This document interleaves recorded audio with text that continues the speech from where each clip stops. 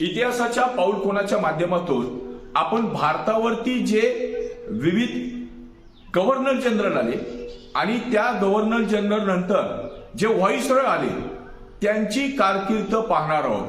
म्हणजे हिंदुस्थानचा पहिला governor general Warren Hasting आणि शेवटचा गव्हर्नर जनरल लॉर्ड कॅनिंग आणि त्यानंतर पहिला व्हाईसरॉय लॉर्ड कॅनिंग ते शेवटचा व्हाईसरॉय लॉर्ड माउंटबॅटन यांची माहिती पाहणार आहोत।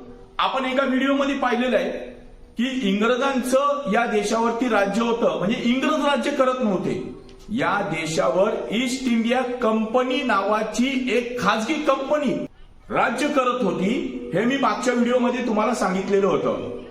हा राज्यकारभार करताना त्या काळामध्ये मुंबईमध्ये एक ब्रिटिशांचा गव्हर्नर असे, तसाच तो बंगालमध्ये असे आणि बिहारमध्ये असे। परंतु आपल्या कारभारात सुसूत्रता आणण्यासाठी इंग्रजांनी सन 1773च्या रेग्युलेटिंग ऍक्ट नुसार या तिन्ही गव्हर्नरना एकत्रित आणून बंगालच्या गव्हर्नरला गव्हर्नर जनरल असा हुद्दा दिला आणि त्यानुसार हिंदुस्थानचा पहिला गव्हर्नर जनरल म्हणून सन 1773 रोजी वॉरन हेस्टिंग हा विराजमान झाला। जय हिंद।